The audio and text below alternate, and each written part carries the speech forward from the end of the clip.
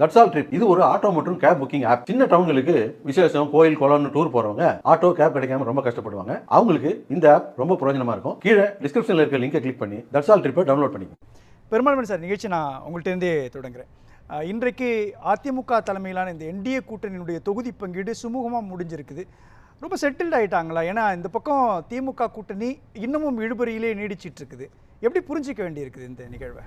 இல்லை, இது ஏறக்குறைய 2021 இருந்த என்டிஏ கூட்டணி. அந்த கூட்டணியில் புதிதாக தினகரன் போய் சேர்ந்துருக்காங்க. மற்றபடி அப்போது இருந்த அதே கூட்டணி அதே பலத்தோட திரும்ப வராங்க.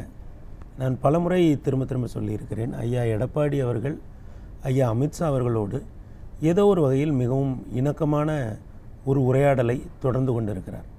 அது இன்றைக்கு இல்லை, 2017 ஆட்சி அதிகாரத்துக்கு வந்ததிலிருந்தே டெல்லி பாஜகவுடன் அவர் மிகவும் இணக்கமாக உரையாடி வருகிறார் அப்படிங்கிறத பல இடங்களில் பதிவு பண்ணியிருக்கேன்.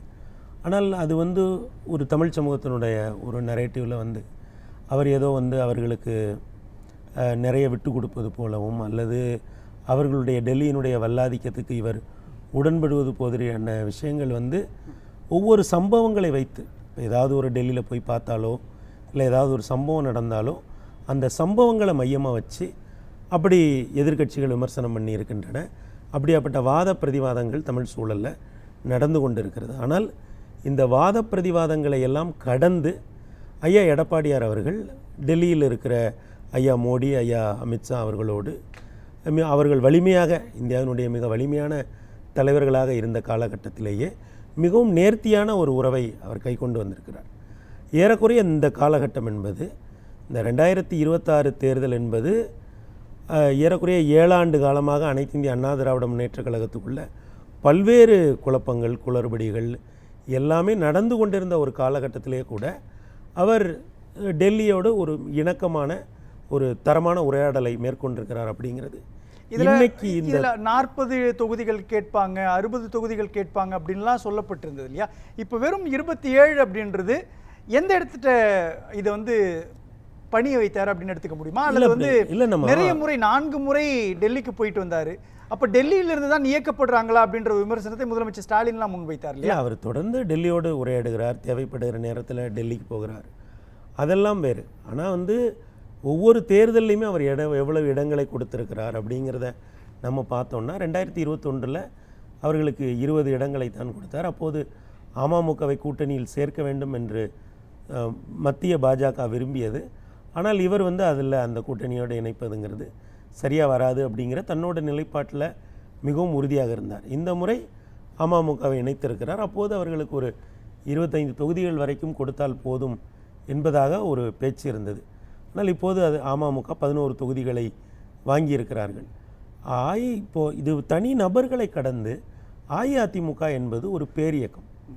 32 ஆண்டு காலம் தமிழகத்தை ஆண்ட ஒரு பேரியக்கம். இப்போ திராவிட முன்னேற்றக் கழகமோ அல்லது அனைத்து இந்திய அண்ணா திராவிட முன்னேற்றக் கழகத்துக்கோ தலைவர் பொறுப்புக்கு வருகிறவர்களுக்கு இருக்கிற ஒரு சாதகம் என்னென்னா, அவங்க அந்த ஸ்டியரிங்கை ஸ்டெடியாக பிடிச்சா மட்டும் போதும். உறுதிப்படுத்தியிருக்காரு. அப்போ அந்த ஸ்டியரிங் என் கையில் தான் இருக்குது அப்படின்ட்டு இல்லை நீங்கள் அவ்வளோலாம் போவே தேவையில்லை.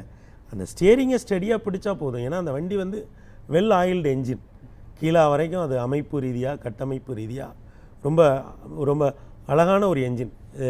அது திமுகவாக இருக்கட்டும் இல்லை அஇஅதிமுக. அப்போ தலைமை பொறுப்புக்கு வரவங்க அதை ஸ்டெடியாக கொண்டு போனால் மட்டும் போயிடும், அதோட இலக்கில் அது சரியாக போயிடும். மற்றபடி இப்போ நாம் ஏன் இந்த மாதிரியான கேள்விகளை எழுப்புகிறோம்? இப்போ நீங்களே உறுதிப்படுத்தியிருக்காரா? அவர் ஆட்சி அதிகாரத்துக்கு இப்போ 4 ஆண்டு காலம் ஒரு அனைத்து இந்திய அண்ணா திராவிட முன்னேற்ற கழகத்தினுடைய தலைமை பொறுப்பில் இருந்தாலே, முதல்வர் பொறுப்பில் இருந்தாலே நிச்சயமாக அந்த அந்த கட்டுப்பாடு, கட்சியின் மீதான கட்டுப்பாடு அவருக்கு ரொம்ப இயல்பாக வந்துடும். என்ன கால்குலேஷன் போடுறாரு சார்? நீங்கள் ஒரு பக்கம் பாமகவுக்கு கடந்த முறை 23 இடம் கொடுக்கப்பட்டது, 21 சட்டமன்ற தேர்தல். இப்போ 18 குறைச்சிருக்கிறாங்க, 18 ஆகிருக்குது, 5 இடம் மைனஸ். இந்த பக்கம் 20 கொடுத்து 27, 7+ என்ன கால்குலேஷன் போடுறாரு? இல்லை, நீங்கள் இது எல்லாமே நீங்கள் எங்கேருந்து கேட்குறீங்கன்னா, அஇஅதிமுக மீதும் எடப்பாடியார் மீதும் இவ்வளவு நாட்களும் வைக்கப்படுகிற அந்த விமர்சனம் இருக்குல்ல, அதிலேருந்து இந்த கேள்வியவே நீங்கள் கேட்குறீங்க. நான் என்ன சொல்கிறேன், எல்லாத்தையும் விட்டுருங்க. ஜெயலலிதா அம்மா இறந்துட்டாங்க. இவர் 4 ஆண்டுகளுக்கு மேலே முதல்வராக இருந்திருக்கிறார். பிறகு ஒரு 5 ஆண்டு காலம் எதிர்க்கட்சி தலைவராக இருந்த காலகட்டத்தில் இன்றைக்கி பொதுச் செயலாளருங்கிற இடத்துல ரொம்ப ஸ்டெடியாக ஏஃபார்ம் பிஃபார்மில் கையெழுத்து போடுற இடத்துல அவர் இருக்கார். கூட்டணி கட்சிகளோட பேச்சுவார்த்தை நடத்துகிறாரு. அஇஅதிமுக பாஜகவினுடைய பொறுப்பில் யார் வேணா இருக்கலாம். அது ஐயா நிதின் நபீன் இருக்கலாம், அல்லது ஜேடி நட்டா இருக்கலாம். ஆனால் அஇஅதிமுகங்கிற கட்சி ஏனைய கட்சிகளோட பேசுது. அஇஅதிமுக எத்தகைய கட்சி? 32 ஆண்டு காலம் அந்த மண்ணை ஆண்ட கட்சி. அப்போ அந்த கட்சி அதோட தன் பலத்தில் இருந்து தானே பேசும். நீங்கள் இது ஒரு இயல்பா இபிஎஸ்ஓ அல்லது அதிமுக பலமாக இருக்குது பலகீனமாக இருக்குது அந்த ரூட்டுக்குள்ளே நான் போகல. நான் கேட்குறது ஒரு தேசிய கட்சிக்கு 27 இடம் கொடுக்குறதும் ஒரு மாநில கட்சிக்கு பாமகவுக்கு 18 இடம் கொடுக்குறது அப்படின்றது இல்லையா? அதனுடைய அளவுகோலை கடந்த நாடாளுமன்ற தேர்தலுடைய வாக்கு வங்கி அடிப்படையிலிருந்து அவர் முடிவு செய்கிறார். அது நிறைய நெகோசியேஷன்ஸ் இருக்குங்க. ஏன்னா வெறும் வாக்கு வங்கி மட்டுமே ஒரு கூட்டணியில் முடிவு பண்ணிடாது. ஒரு கூட்டணி தேர்தல் கூட்டணியில் யாருக்கு எவ்வளோ இடம் கொடுக்குறோம். இப்போ நீங்கள் திமுக கூட்டணியே எடுத்துக்கோங்களேன். ஒரு புரிதலுக்காக நம்ம பார்ப்போம். அவங்க ரொம்ப வெற்றிகரமான கூட்டணி. இப்போது அண்ணன் தனியரசு அண்ணன் போன்ற தீவிரமான களப்பணியாளர்கள் அதில் போய் சேர்ந்துருக்காங்க. அது இன்னும் அந்த கூட்டணிக்கு பெரிய அளவில் ஒரு வலுவை சேர்க்கும். ஏன்னா அவருடைய பலத்தை நம்ம மேற்கு மாவட்டங்களில் பயணம் பண்ணும்போது நம்ம பல கிராமங்கள்லேயே அவரோட கொடி பறக்கிறத நம்மளால் பார்க்க முடியும். அப்போது அவங்க ஏற்கனவே ஒரு வெற்றிகரமான கூட்டணி. ஆனாலுமே கூட அந்த கூட்டணியை அவங்க ஒரு விரிவுபடுத்தணும் அப்படின்னு நினைக்கிறாங்க. அப்போ தேமுதிகவுக்கு புதிதாக வருகிற தேமுதிகவுக்கு ஒரு ராஜ்யசபா இடத்த கொடுக்குறாங்க. இன்னமும் பார்த்திங்கன்னா அவங்களுக்கு எவ்வளோ இடங்கள் அப்படிங்கிறத இப்போ ரொம்ப வெளிப்படையாக 2 பேருமே சொல்லாமல் இருக்காங்க. அப்போ என்னென்னா அது ஒரு ஸ்ட்ராட்டஜி. இந்த தேர்தலில் அவங்க நமக்கு தேவை, அவங்க நம்மளை கூப்பிட்டுக்கிறோம் அப்படிங்கிறது. இப்போ கடந்த தேர்தலோடு ஒப்பிட்டு பார்த்திங்கன்னா அஇஅதிமுக கூட்டணியை கடந்த தேர்தலில் 23 இடங்களில் பாமக நின்னது. அப்படின்னா அந்த கூட்டணியுடைய 2வது பெரிய கட்சியாக அன்றைக்கு பாமக இருந்தது. இன்றைக்கு அந்த இடத்துக்கு பாஜக வந்திருக்கு. அன்றைக்கு 20 இடங்கள் கொடுத்துருந்தாங்க 21, இன்றைக்கி 26ல் 7 இடங்கள் அதிகமாக கொடுத்துருக்காங்க. இது நம்ம ரொம்ப மேலோட்டமாக புரிஞ்சுக்கிட்டோம்னா அந்த வாக்கு வங்கி அதை வச்சு கொடுத்துருக்காங்க 24 தேர்தலில் நின்னது. ஆனால் தேர்தல் பேச்சுவார்த்தைகள் அப்படி நடக்கவே நடக்காது. அதற்குள் பல காரணிகள் உள்ளே இருக்கும். தொடர்ந்து நெகோஷியேட் பண்ணுவாங்க. ஏன்னா ஐயா எடப்பாடியாரே பலமுறை அங்கே போயிட்டு வந்திருக்காங்க, நெகோஷியேட் பண்ணியிருக்காங்க. இப்போது இதில் நம்ம கவனிக்க வேண்டியது என்னென்னா அஇஅதிமுகவுக்கு எதிர்முகாமில் இருக்கிற கட்சிகள் கூட அஇஅதிமுகவுக்காக இங்கே பேசினாங்க. அது கம்யூனிஸ்டுகள் பேசினாங்க. திமுக கூட்டணியில் இருக்கிற கட்சிகளே என்ன கேட்டாங்க, எப்படி டெல்லிக்கு கூப்பிட்டு நீங்கள் நடத்தலாம், நீங்கள் பேச்சுவார்த்தை நடத்தலாம், அந்த பேச்சுவார்த்தை இங்கே தான் நடக்கணும் அப்படிங்கும்போது அவங்க இன்றைக்கி சென்னையில் வச்சு இந்த இறுதி பண்ணி. அப்புறம் என்னென்னா இதில் கவனிக்க வேண்டியது என்னென்னா இந்த மண்ணில் ஒரு அரசியல் எப்படி எடுக்கப்படுது பாருங்களேன். இப்போ யாரோ ஒருத்தர் நமக்கு எதிர்முகாமில் இருக்கிற கூப்பிட்டு பேசுகிறாங்க அப்படிலாம் இல்லை. அவங்க இன்னொரு அணியில் இருந்தாலுமே கூட இப்படி ஒரு கட்சியை நடத்தக்கூடாது. அப்போ திமுக இதில் நெரேட்டிவ் செட் பண்ணியிருக்குதா? பாஜகவுக்கு அதிக இடங்கள் கொடுக்குது, பாஜக தான் கூட்டணி தலைமையை வைக்குது, முதலமைச்சர் வேட்பாளராக இபிஎஸ் மோடி அமித்ஷா ஏற்றுக்கல, இந்த பிரச்சாரங்கள்லாம் கடந்த ஒரு 40 எல்லாமே சார், அது எல்லாத்தையுமே நீங்கள் தமிழ்நாடுங்கிற ஒரு கிராண்ட் பிளானில் பார்க்கணும். இவங்க எதிரெதிர் முகாமாக இருந்தாலுமே கூட இப்போ நீங்கள் ரொம்ப ப்ராக்மேட்டிக் பாலிடிக்ஸில் பாருங்களேன். பாஜக அதிக இடங்களை வாங்குதுன்னே வச்சுக்கோங்க, அது திமுகவுக்கு சாதகமாக தான் இருக்கும். இலையை எதிர்த்து சூரியன் நிற்கிறத விட தாமரையை எதிர்த்து சூரியன் நிற்கின்னு வைங்க, ஒரு சில இடங்களில் அது சாதகமாக கூட இருக்கலாம்.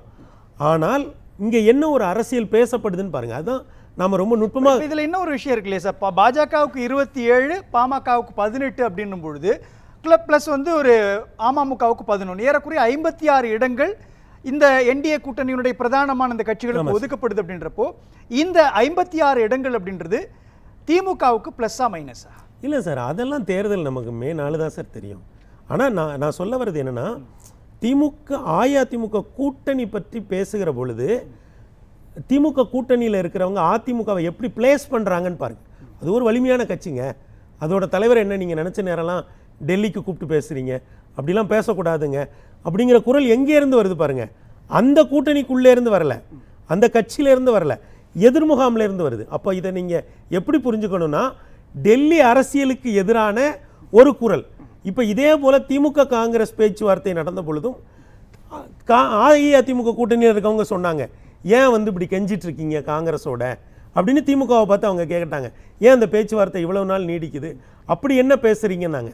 அப்போது களம் என்னவா வேணுமானாலும் இருக்கட்டும், ஆனால் எப்படி இந்த மண்ணில் ஒரு டெல்லி வல்லாதிக்க எதிர்ப்பு அப்படிங்கிறத கூட்டணி பேச்சுவார்த்தையிலேயே கூட எப்படி முன்னெடுக்கப்படுது அப்படி? ஏன்னா இல்லை, எனக்கு புரிஞ்சுக்க முடியுது சார். ஆனால் இங்கே 56 இடங்கள் 3 கட்சிகளுக்கு கொடுத்துட்டு மீதி இருக்கக்கூடிய இடங்களை குறிப்பாக தமிழ் மாநில காங்கிரஸுக்கோ அல்லது வந்து புதிய நீதி கட்சிக்கோ அல்லது ஐஜேகேவுக்கோ கொடுக்குறாங்க அப்படின்னா ஏறக்குறைய ஒரு 8லிருந்து 10 இடங்கள் மட்டுமே அவங்களுக்கு போகும். மீதி இருக்கக்கூடிய ஏறக்குறைய குறைந்தபட்சம் ஒரு 170க்கும் மேற்பட்ட இடங்களில் ரெட்டையில நேரடியாக போட்டி போடுவாங்க. ரெட்டையில வெர்சஸ் உதயசூரியன் அப்படின்ற ஒரு காம்பினேஷன் வந்துச்சுன்னா அப்போ டஃப் அண்ட் டஃபஸ்ட் ஃபைட்டாக இருக்கும். இந்த இடத்துல என்னங்க சார்? ஆமாம்மா, தமிழ் மாநில காங்கிரஸ் அந்த இடங்கள்லாம் ஒதுக்கிட்டு சொல்கிறேன். ஒரு 10 இடங்கள் போயிடுச்சு அப்படின்னு பார்த்தா கூட போகும். ஆமாம், ஏறக்குறைய ஒரு 168ன்னு கூட வச்சுங்களேன். ஒரு 168 170 இடங்கள்னு கால்குலேட் பண்ணால் கூட உதயசூரியன் வெர்சஸ் ரெட்டலை அப்படின்ற ஃபைட்டுக்கும் உதயசூரியன் வெர்சஸ் தாமரை ஆர் உதயசூரியன் வெர்சஸ் குக்கர் உதயசூரியன் வெர்சஸ் மாம்பழம் அப்படின்னு வச்சா அந்த இடத்துல திமுகவோட கை ஓங்குன்ற ஒரு பார்வை வைக்கிறாங்க. இந்த எலெக்ஷனுங்கிறது எல்லாமே இண்டிபெண்டன்ட் அந்தந்த கேண்டிடேட்டோட ஸ்ட்ரென்த்து தான் சார். சின்னம் இது எல்லாமே அதோட, ஏன்னா ஐயா சீமானே அதை ப்ரூவ் பண்ணிட்டாங்க. கட்டமைப்பு சின்னம் எல்லாமே இருந்தாலுமே கூட ஐயா சீமான் வந்து எந்த விதமான பெரிய கட்டமைப்பு இல்லை. கேண்டிடேட்டு அவங்க பணமும் வாக்குக்கு பணமும் கொடுக்கறதில்ல.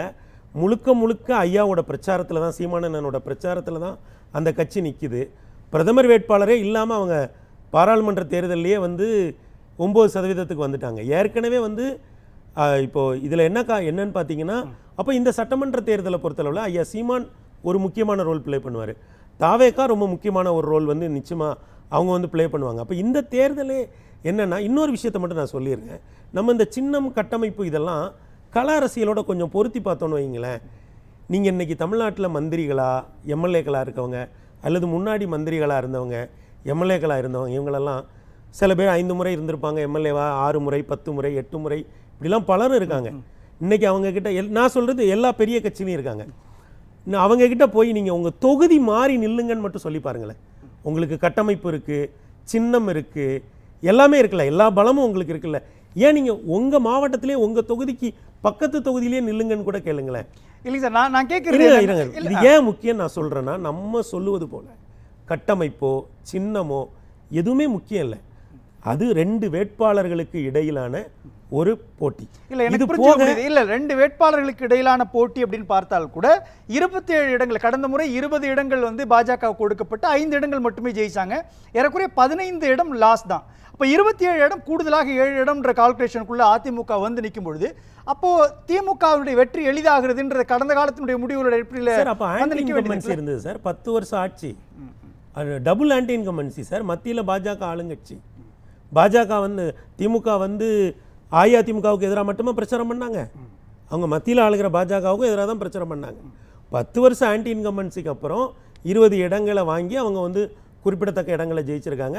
அதனுடைய தலைவராக இருக்கிற ஐயா நயனார் நாகேந்திரன் அன்றைக்கு திருநெல்வேலியில் மிகப்பெரிய வாக்கு வித்தியாசத்தில் அவர் ஜெயித்தார். டெல்லி பாஜகவை அதை ரொம்ப கவனித்து பார்த்தது. அவருக்கு இப்போ தலைமை பொறுப்பு கிடைப்பதற்கு கூட அந்த தேர்தலில் அவர் வாங்கிய அந்த பெரிய வாக்கு வித்தியாசங்கிறது ரொம்ப முக்கியமான ஒரு ரோல் வந்து ப்ளே பண்ணுச்சு. அப்போ நம்ம என்னென்னா, இவங்க அதிக இடங்கள் வாங்கிறதுனால அப்படிலாம் நீங்கள் அப்படி எந்த தேர்தலுமே கணிக்க முடியாது. மக்கள் ஒரு தேர்தலில் வந்து ஒரு தமிழ்நாடு முழுக்க ஒரு ட்ரெண்ட் இருக்குது. என்னென்னா, தென்குமரி தொடங்கி வட எல்லை வரைக்கும் ஒரே மூலை யாரை ஆட்சிக்கு கொண்டு வரணும்னு நினைக்கிறாங்களோ அவங்கள கொண்டு வந்திருக்காங்க. நீங்கள் அப்படியாப்பட்ட முடிவுகளில் பார்த்தீங்கன்னா பெரிய ஜாம்பவான்களே தோற்றுருக்காங்க. அதனால் சின்னமோ இன்னாருங்கிறதோ இந்த தேர்தலில் இல்லை. ஏறக்குறைய இந்த தேர்தலில் 5 முனை போட்டிங்கிறது உறுதியாகுது. அப்படி பார்க்கிற பொழுது ஒரு ஒரு ஸ்டேட் முழுக்க ஒரு வேவ் இருக்கும். அது வந்து நமக்கு பெட்டி எந்த வேவ் என்னன்னு தெரியாது. ஆனால் இந்த தேர்தலில் இன்னார் இங்கே நிற்கிறாங்க, அன்னார் அங்கே நிற்கிறாங்க, அதனால் அது சாதகமாயிரும் அப்படிலாம் கிடையாது. பேசலாம். போட்டி 2 தனிப்பட்ட வேட்பாளர்கள் சம்மந்தப்பட்ட விஷயமே வன்றி வேறொன்று பேசலாம். இல்லை, இப்போ இந்த கேள்வியே ஏன் எழுது அப்படின்னா, அது வந்து ஒரு தமிழ்நாட்டில் இருக்கக்கூடிய ஒரு நரேட்டிவ் காரணமாக தான் எழுது. ஏன்னா அஇஅதிமுக ஒரு பெரிய கட்சி, பாஜகவுக்கு என்ன வாக்கு தமிழ்நாட்டில் இருக்கோ அதை பொறுத்து அவங்க 2 பேரும் கூட்டணி அமைச்சு தொடர்ந்து இதுவரை 2019 ஒன்றா சந்தித்தாங்க, 21 சந்தித்தாங்க, 24 அவங்க கூட்டணியாக இல்லை, இப்போ 26 கூட்டணியாக இருக்காங்க. அதனால் அவங்க வந்து ஒரு சீரான பாதையில் தான் போகிறாங்க. ஆனால் இப்போ நீங்கள் ஏன் இந்த கேள்வியை கேட்டீங்க, அதுக்கு ஏன் இவ்வளோ பேர் வாக்களித்தாங்க அப்படிங்கிற ஒரு படி தாண்டி இந்த கேள்வியும் தாண்டி போனோன்னா அது வந்து தமிழ் சூழலில் ஒரு நரேட்டிவ் உருவாக்கப்படுது இல்லைங்களா. ஏதோ வந்து பாஜகவினுடைய வல்லாதிக்கத்துக்குள்ளே அஇஅதிமுக இருப்பது போல் சொல்கிறாங்க இல்லைங்களா. அதனால் இந்த கேள்வி ஆனால் இந்த இடம் வந்து இன்றைக்கி எண்ணிக்கை முடிவானதுனால பெரும்பாலான மக்கள் வந்து இல்லை அப்படி இல்லை அப்படிங்கிற மாதிரி ஒரு இது, அதாவது ஐயா இபிஎஸ்க்கு அந்த கிரெடிட்டை கொடுத்துருக்காங்க. அவர் வந்து வழிக்கு கொண்டு வந்துட்டார் அப்படிங்கிற மாதிரியான ஒரு கிரெடிட்டை கொடுத்துருக்காங்க. ஆனால் என்னென்னா பாஜகவிற்கும் தன்னோட பலம் தெரிஞ்சு தான் அவங்க அஇஅதிமுகவோட உரையாடுறாங்க, அஇஅதிமுகவும் தன்னோட பலம் தெரிந்து தான் பாஜகவோட உரையாடுறாங்க. அது வந்து ஒரு நீண்டகால ஒரு அரசியல் பயணமாகத்தான் தொடருதுன்னு தான் நான் நினைக்கிறேன்.